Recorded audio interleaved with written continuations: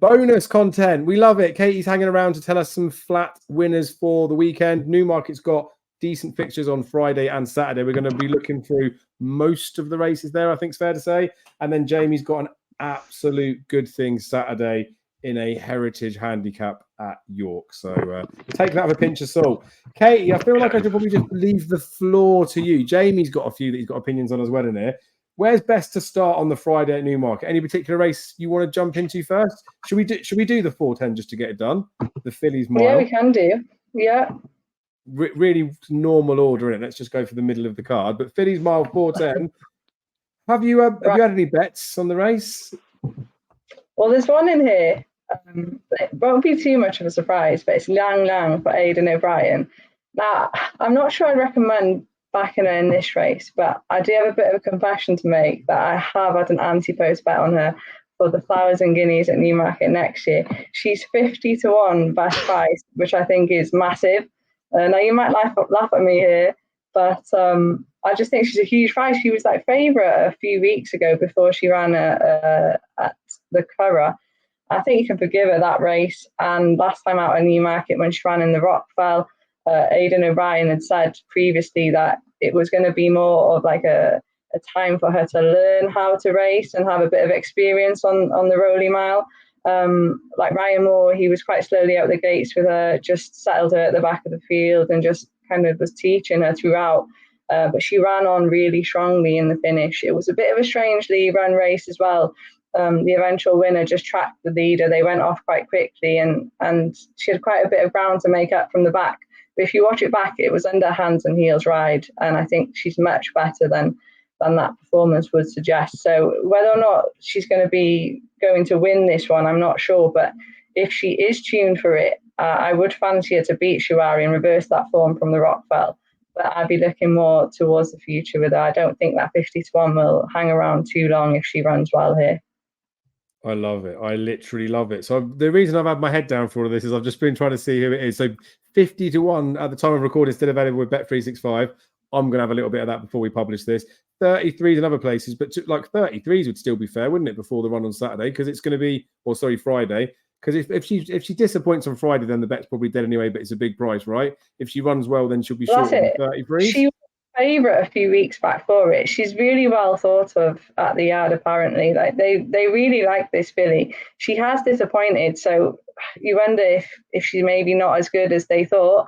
But 50 to 1, it's a really good price for a filly that was much shorter. And probably a lot of people are going to have had anti-post bets on her around 7 to 2, 4 to 1, I suppose. So 50 to 1, it's plenty of value. You can have a little bit of a save on there. I love it. And we've got the thumbnail sorted as well. 50 to 1 anti-post selection. And then all I have to put is in brackets Cheltenham Festival just so more people search for it. Go on, Katie. Right. So regardless of what happens, you want to see Lang Lang run well. I mean, in an ideal world, we want to see her go and win, right? Yeah, hopefully she goes and wins and her price just tumbles then for the 1,000 guineas. But nice. Aidan O'Brien's been saying they want to teach her, and that is the aim in the end for next season. She's going to be one to look forward to in future. So as long as that's still the plan, I'm hoping that 50 to 1 is going to be a lot of value. I hope the rain, do you think you agree with me there, Katie? The rain stays away because she was pants at the Curragh that day when it rained. So hopefully the rain stays. I think she just needs rattling good ground, and obviously the extra furlong will help as well, like in the Fillies Mile. Yeah, that's the thing. The extra furlong is going to really help. I'm not going to be too concerned if the rain does come, because I think as tough a stay-in test it's going to suit her. I think she had other excuses at the Curragh, to be honest. She went off in front. She didn't really have a lead, and she just weakened. Like I just put a line through it completely. She was so used to going from the front, she just went too fast that day as well at the Curragh. Yeah. I agree there. I'd say so, but she's run on soft. She's run a Group 3 on soft, so I wouldn't be too concerned. But as long as she runs well enough to have a bit of hope in her, because I think they think Shuari's quite a decent filly as well. So as long as she's close enough to her, I think the 50 to 1 it will shorten. I love it. I love bets like that as well, because the horse can go and get beat but run well, the price can contract. Or even there, if say she does go and get beat and the rain does come, I know it shouldn't necessarily be an inconvenience, but we can pinpoint that in the back of our heads to say, well, the bet's not dead because it might have just been the ground. And then this time next year, she still runs in 1,000 guineas. Love that. Anywhere else what's anywhere else? There was more races on Newmarket on the Friday. Where else have you got some beautiful insight for us, Katie? Or I mean, Jamie, you've not got anything for Friday at Newmarket, have you? Yeah. Oh God, right. We're going to alternate then. Well, let's go to Jamie. Let's give Jamie some spotlight. Jamie, where are we going now? The 335 Joe Rowley Cup. Oh yes, we start at the 410 and we work backwards. Yeah, we work backwards. It's another heritage handicap, Jamie. The viewers want winners. Oh, how many winners have I give of big, huge, massive handicap hurdles and handicap Plenty. chases? Oh God, don't tell me it's Denmark. No. Oh, No. Yeah, well, like, I have to have a chance back in the handicap, obviously. Right in the bloody I tipped up at 50s in the St. Ledger. Ledger. You're going for satin, Jamie. Satin. No, Humanity. No. The video, the horse that either wins or pulls up? No. Humanity has to be an absolute worldly certainty in this. Definitely. Okay. It's the only horse that's recorded of an RPR of 122. It's 6 pounds better than any horse in this race. And won at Lingfield beat an odds-on shot in Kirat then run at Newmarket, finished second behind Madame Ambassador, and then Madame Ambassador won at Newmarket last in the first race last weekend at Newmarket. The collateral form is there. Oshie Murphy's on. Oh my God, it's 3-1 now. I can see it going off a lot shorter than that. I think that's an absolute. It's not original. It's a favourite, but I think this Humanity is an absolute good thing. Up a stone for that last win, though. Doesn't matter. Is it up in trip? 1 mile 3. It's now running 1 mile. I mean, it is up in trip. All right, fair enough. We're getting balls deep to a favourite. Katie, are we just letting him have that race, or do you want to try and pick a hole in him? I'll let him have that one. All right. And then, so Katie, you get the pick of anything else for Friday. Where else are we headed? We're going to the last, the Pride Stakes, the last race, 5:55. There's three-year-olds in here that I quite like. The first one is Silver Lady for Charlie Appleby. She finished 6th in the listed Rosemary Stakes, which I thought was quite a good level of form.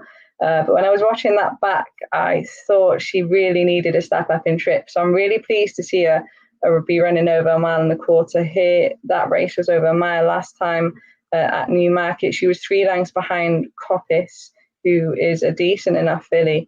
But what I noticed with her, once that leading pack had gone in that race, 5 of them really finished within a length or so of each other. Once they kind of quickened away from her, she was staying on at the same pace as them, really. She didn't lose any more ground. And I really thought the step up in trip would suit, because she's got plenty of stamina in her pedigree. She's by Sea the Stars out of a Chamar Radal Lumiere. So I'm really keen to see her now over further. I think should be much more effective. Maybe this race is going to come too soon, but definitely in future when she's running over 1.25 miles or further, I'm really keen to see how she gets on. And I will give a quick mention to the 2 Aidan O'Brien runners in here, unless I think the form of her Blanford Stakes has worked out really well. She's behind Lumiere Rock, Jackie O, Trevons. They've all gone on to perform really well on the next starts. And also Boogie Woogie, she's the highest rated in the race. I think she's got a good chance. But I'll be seeing what the prices are going to be, because I think one of those could be maybe double figures. That would be a decent each way bet for me. But there's 3 there that I'm really interested to see how they get on. Oh, I like it. And again, 12 runners there, so I'm not going to be able to guarantee anything, but some bookmakers might chuck us up 4 places for stuff like that. So I love it, an each way bet in there. Yeah, especially Silver Lady, because I think she's going to be massively overlooked after her last run. People are going to be seeing 6 next to her name and think she's got no chance, but I think this could really suit her. Yes, right. And when I watch this video back after I publish it, I'm going to make notes on those ones. I reckon I could trade a few of them in running as well. Come on, Katie, let's make some money. Right, anywhere else? I'll say anywhere else. I keep saying anywhere else. It's all at Newmarket. Any other races at Newmarket we've got to do before we move on to Saturday? Not for me. The Challenge Stakes. I'll give a quick mention in the Challenge. I've been here all day talking about Newmarket. Yeah, do it. Good. I'll give a shout to Chindit in the Challenge Stakes. I kind of left Chindit alone for most of the season, but Ryan Moore's on board here. He's never won at Newmarket, which doesn't exactly instill confidence, but I think he ran well enough in the Joel Stakes to suggest that he could go a bit better here and maybe win this. I prefer to be with him than Audience, who is probably going to be the favourite. So I'm keen on Chindit, and Ryan Moore is obviously a great jockey book in there. Yes, I like it as well, right? So I I backed Tindit. I think when he won at Haydock. When he won at Haydock, I backed him. Didn't back him when he won at Sandown after. I don't think. Or anyway, I backed him at some point earlier in the season. But because he's got this new owner, isn't he? I think he's off to India to be a stud. They're always talking about the fact that this is going to be his last race. So when he ran at Haydock, they'll be like, oh, he's going to get his win. That'll be the stop of it. This very much reeks of this is the last race. We're throwing the towel at it because we've got Ryan Moore booked, isn't it? I'm keen on that one. I wouldn't have even looked at tomorrow's racing. So thank you if Chindit wins, but not thank you if Chindit gets beat because you cost me some money. No, I jest. That's a great shout. Right, we're leaving Friday now. Or do you want to do more Friday? I know you want to do all of them, probably, didn't you? Yeah, I want to do all of them, talk about them all night. But now we'll leave it. We'll go on to Saturday because there's lots to talk about on Saturday as well. Yes, right. So we'll do the real weird order that we've been doing for the Friday stuff. Dewhurst Stakes. Just be interested to talk about this one because we don't have the Saturday final declaration where we're doing this now. A couple of people messaged me in the week asking why was Henry Longfellow 7-2 with William Hill, but 14-1 in other places. I don't even know what the prices are on him now. I'll see if I can pull it up so we can have a little bit of a look for the Dewhurst stuff. But it was a strange one because Henry Longfellow wasn't even like a 7-2 poke with Hills, but they just made a mistake. He was supposed to be 7-1. They had him 4-1, 5-1, then they cut him to 7-2. He is top price 10-1 now at Bet365, and then he's like a general 7 and 8 to 1 shot. Spoke to a couple of my mates that are better on the flat, and they said they think maybe if there's too much rain, City of Troy won't even run. So do we think that City of Troy is going to run, Katie? Because surely a 2s on poke or a 2-5 poke in here, it's got to run, hasn't he? I really hope he does. He's only had 2 runs this season, so you think they probably want to get another run into him. So hopefully he does. I don't imagine it's going to be on the heavy side, so hopefully if it's not too soft, then he will. I think with Henry Longfellow, Aidan O'Brien has said that he's done for the season. So unless they make a U-turn on that, I'd imagine that's why his price is so big, that they're really not expecting him to go there. But again, if it does turn up testing, who knows? They might switch them around. They might take City of Troy out and put Henry Longfellow in. But from what Aidan has said, he's not going to be running again this season. So hence why his price is quite big in this one, because he's not likely to run there. Array has been supplemented for this race by Andrew Balding, James Doyle in the saddle, won on heavy ground at Newbury. So an interesting one, 16-1 best price I'm seeing. It's really big from an each way perspective, because I don't think anything will touch City of Troy. I'm really excited by him. But Array, interesting that they supplemented him. Yeah, fair enough. And that's the thing. Obviously, supplementing means they'd be stupid not to actually declare him a runner in the race. So he's all but a confirmed runner, isn't he? You could still get a fifth of the odds first 3 16s here. And we don't know what the final field size will be, but it's probably going to cut up, and it will be a bad each way race for bookies because City of Troy will be so short. So that's it's a top shout, to be fair. Jamie, what do you make of the Dewhurst? City of Troy just wins? Yeah, City of Troy wins. It's just disappointing you haven't seen him since Newmarket win his superlative. Destroyed Hatham, went up vintage stakes at Goodwood, beat Iberian, then Iberian went down and won a race. Can't see none. I'm surprised actually. I didn't think Henry Longfellow was done for the season. I thought I had Henry Longfellow in my head for the what's it called now, the Vertum Futurity at Doncaster, because I think he's crying out for a mile on soft ground.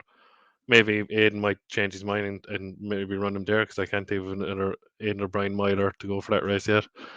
But if it's good enough ground, City will try to rock home, yeah. And it's exciting to see him, and hopefully on to bigger things next year.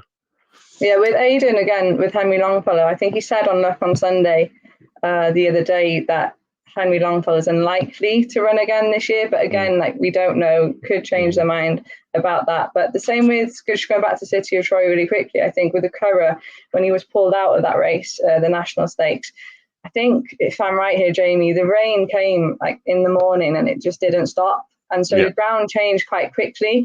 But if they know that there's going to be rain about, I think it's been raining all this afternoon at Newmarket, and it's going to be tomorrow and probably Friday as well. If they know what to expect, then...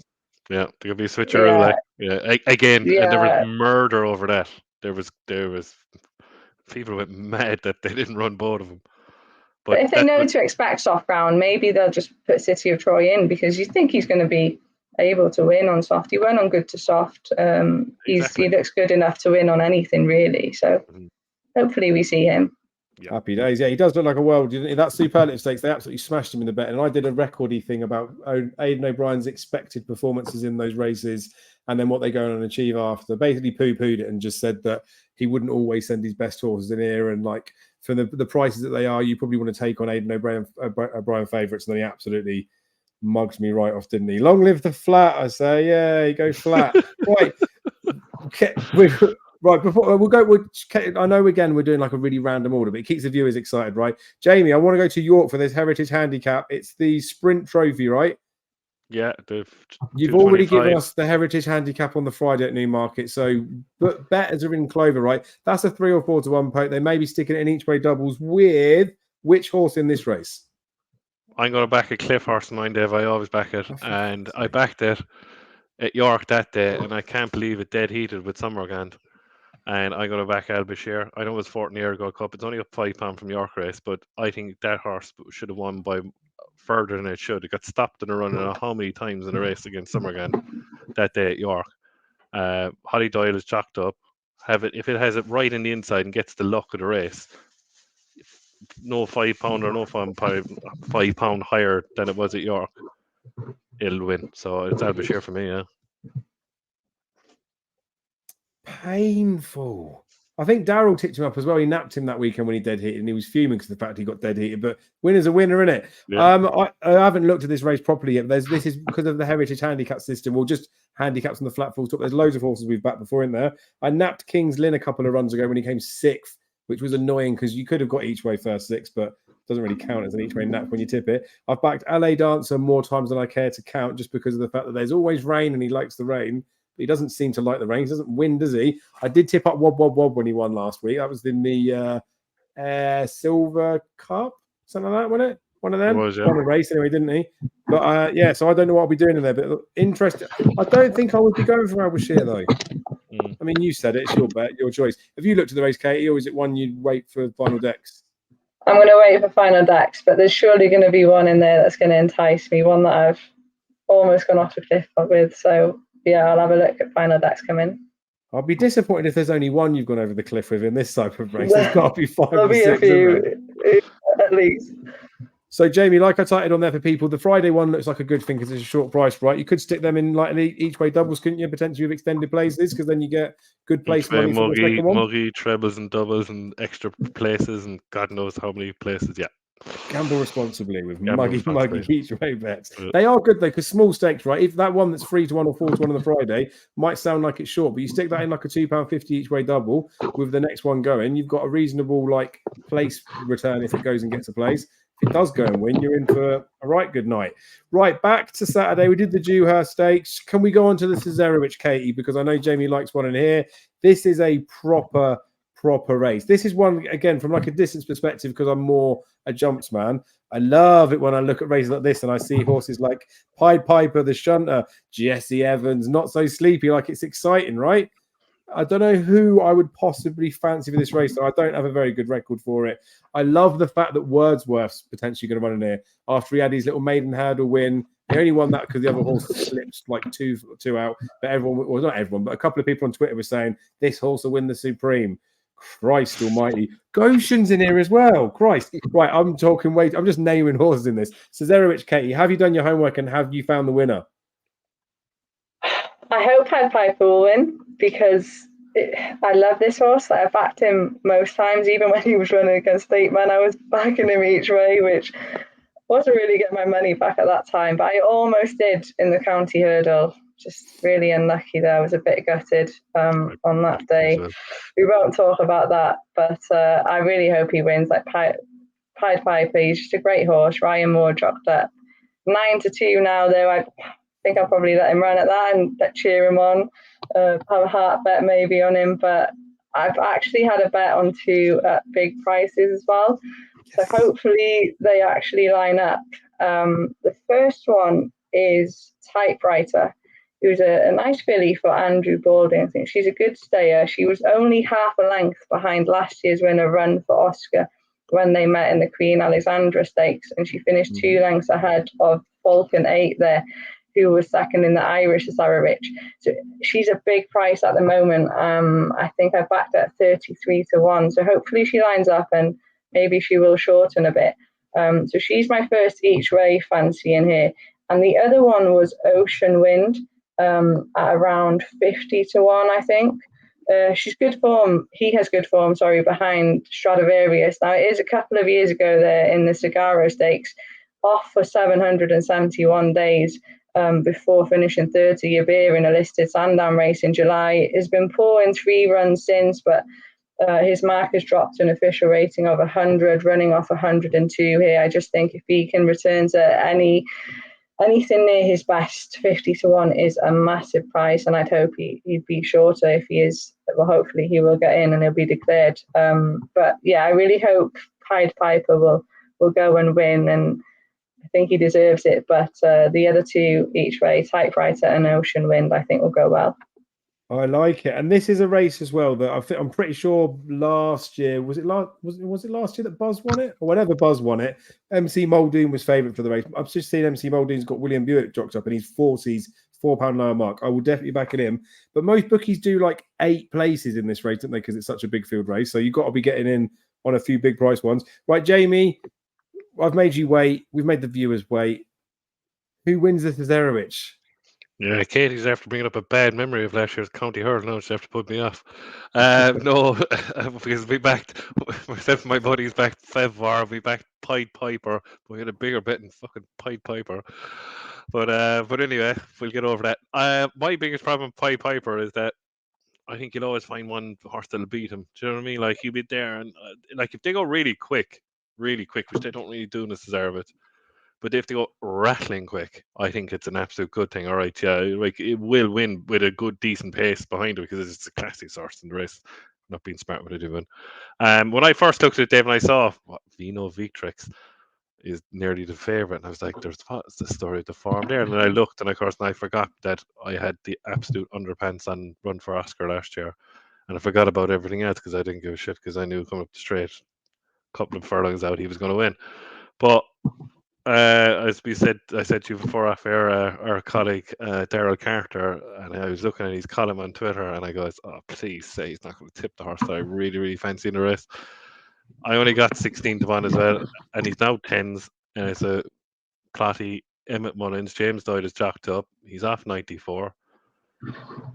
I think the shunter has to be in people's minds at 10 to 1 even still each way. Go through it like exactly I'm ditto in what Daryl says. 1 mile and 5 maiden in Sligo showed a good turn of foot that day. It was 4th in the November handicap find, dropped the anchor. My mate Muzzy off 93 on bog heavy ground at Naas, so I think a bit of better ground will suit him. He was 3rd, I think, behind Cape Gentleman, a 2 mile flat race or something like that in Clarny, and yeah, I think it was a blessing in disguise as well. Exactly what Daryl says, that he was taken out of the Irish Zerowich and reserved for this, and because he's exactly what Daryl says, he's caught in a rock and a hard place when it comes to these marks over hurdles and chases. They've gone down the flat route, and I can't see. I think he's an each way bet to nothing, especially Dave. You're getting 8 places, so I can't see him out of the first 8 anyway. I'd be very shocked, but yeah. But classy wise, for if you get in running and it's a fast pace, Pied Piper is obviously going to be there. But I'm going to go with the shunter each way, yeah, definitely. Nice. Well, for what it's worth, I'll be back in MC Muldoon and Goshen if they're both the prices they are now and get declared. Like Goshen's 88 on the flat. He literally is like a 150 horse on his day, and he's straight as well. The ground. I think yourself and Daryl Carter just buy shares in that horse. Oh my god! No, he's there's rubbish. no way there's no way they let that horse finish his career like now and keep racing him and not win something with him. He'll win something at some point. Anywho, I don't really know so much about the Saturday Flax. I haven't looked at it yet, but I will look at some point in my life. Where do we go now? Should we go to the beginning race, the Autumn Stakes, Group 3 to kick off with? Good looking race in it. We've got a couple of Godolphin horses at the front of the market. Surely they don't both run for Charlie Appleby. Katie, have you looked at the race? Do you know which one of them is going to go? Are they both going to run? I wouldn't know, to be honest. I think this is one that I'd be waiting for declarations because Aidan O'Brien has a whole heap in there. Now, Navy SEAL, if he does get cleared and it turns up as testing, he will like that. But of the others, I think we're going to have to wait and see who actually gets declared, who's dropped up, and go from there, really. I think be able to get more of a handle on the race then. Yeah, fair enough. Jamie, you looked at it. Any more insight? Good. We'll move on then. No. So we've done the Duas, we've done the Cesarewitch, the Zetland Stakes. We want to have a look at this, didn't we? Capulet's in there, or Capulet got beat, didn't he? It surely doesn't come back. He was useless at Newmarket last time he ran. Christ, I've never, like when August Rodin came over, when him and the Little Big Bear as well, and they both just looked like pants from the off. Capulet was so bad, but then he started to stay on at the end, and I was thinking maybe he's just had a bad day at the office and not write him off. Like if he brings him back and puts him through that again, and there wasn't a genuine reason behind it the last day, then there's got to be something wrong with the trainer in there. And there can't be something wrong with Aidan O'Brien. He's the boy, isn't he? Have you looked at the race, Katie? Do you reckon Capulet comes back? I hope so. I think I'll have to stick with him because I pretty much napped him last time and I was a bit gutted. It was, too bad to be true, really. Although, to be fair to Ghostwriter, he does look a really nice type, and Almosmack has some good form in the book as well. I just hope that Capulet would have been a bit better than that. But I think this step up in trip, it will really suit him. And if he's declared, then I doubt I'd be going against him, because now after last time, really needs to win for me. Yeah, and it's tricky because, I know they're very different trainers, but I trust Aidan O'Brien to know much better than I would about a horse. Like with August Rodin, when he ran him at Ascot, and he goes and gets beat behind the good ones, wasn't it? The one that went in the Arc and all of them. What are they called? Yeah, and the King George. Yeah, that's it, in the King George. Yeah, and that's it. And then he goes and runs him in the Irish Champion Stakes. And I thought to myself, I'm not being mugged off twice, but they're persistent enough for a reason, aren't they? He knows what he's doing. And unfortunately, I slipped off him then and went and got beat the second time up. I fear I'd do the same with Capulet. If he does run him, you got to trust that he knows more than we do. Jamie, a race you've looked at, or a race you'd want to get stuck into? No. But I fancy one in the Darley Stakes. Yeah. All right. Where's the Darley Stakes? The 350. Who do you fancy in the Darley Stakes? Well, hopefully, what Katie said earlier about the vintage, the Challenge Stakes that Chindit wins on collateral form with the race in Sandown. Just a little bit step up and trip. He was a bit keen the last day. I backed it actually the last day at Sandown when Chindit beat it. It was a horse called Knight. And I see James Doyle is chalked up already and it's 130. Spirit Dancer's graduated from handicaps and won really well the last day at York, but I think he's got up to 112 now in rating. It could be his ceiling. I think there's a little bit more from Knight. And I'll wait till Chindit runs, and Chindit is first or beating a nose second. I will definitely back this Knight. If James Doyle can settle him better, Dave, the extra furlong will suit. And I'll be having to go on this horse called Knight in the Fairley Stakes. Yeah, definitely. I mean, he got £9 off of Chindit, didn't he, when he got close? Yeah. 111. But it's not a handicap, is it? They're fourth on those marks to run them in these types of races, isn't they, I guess? Yeah, they're fourth. Have you looked at this race, Katie, one you like? Well, I'm with Jamie on that Chindit form, but I'd be going for Regal Reality, who finished ahead of him in the Joel Stakes a few weeks ago. I'm not sure about the ground for him. I think he'd prefer a softer, sounder surface if it is going to turn up as soft, but he's a good old boy, and 6-1 at the minute, I think, is a decent price. Ryan Moore on board again. But Jamie might have it here because Knight is a progressive 3-year-old. He's got that maybe a bit more improvement to come. Regal Reality, the old boy, he's 8 now. But I was just really impressed with the tenacity he showed last time. And if he gets into a fight, then I'd want to be with Regal Reality. So hopefully he goes well again. Yeah, and they're obviously very different types, the two of them, aren't they? Like Regal Reality would want it quick, and then obviously Knight would want it soft, wouldn't they? So guessing depending on how much rain goes on there, it would probably favour one or the other, wouldn't it? Definitely. Yeah. Interesting. Any more for Saturday we need to look at? No, I'm done. I mean, Katie, you want to do every single race, didn't you? Any more? Yeah, I would do, but I'd really just wait for the decks now, because there's one in the Nursery Handicap, the next race at Newmarket, called the Camden Colt, but I think he's entered in York as well. So depending on where he goes, I'd keep an eye on him. But yeah, otherwise I think wait for decks and then go from there. Happy days. Commander Crouch is in that race as well, the Nursery Handicap. He ran a massive race in second last Saturday in the Auction Stakes race, and I think his mark of 80 is just absurd. So, I mean, hopefully we don't go up against each other in there. But anyway, I said on the other video, if anyone, I mean, no one's still watching now, are they? If anyone is still watching now, I'll let you guys know what my bets are for the weekend. I'm going to get hold of Jamie as well, so I'll publish them as well as best as we can and say what we're actually betting on. I'll be telling you exactly how much I'm staking as well, so let's try and be transparent. And then I'll put the links up to Katie's tweet of stuff, because I know you normally share like what you fancy on the day as well on Twitter, don't you? And you got the deck, so viewers will be able to see your final selections. Are we done? I think we're done. Yep. Boom. Yeah. Right. Well, while I've got the recording on, I will just like to say a big thank you to you, Katie, for spending so much time with us. I know it's a middle of the week. We've probably all got work tomorrow. But, it's been really, really nice having you on. So I really appreciate it. You're very knowledgeable. You're doing great things already. So wish you all the best for the future. And who knows, maybe we will see you again. Thank you. Thanks so much for having me. I really enjoyed it. Lovely. Yes. Oh, yeah, Jamie, cheers for turning up as well. Yeah, turn it off.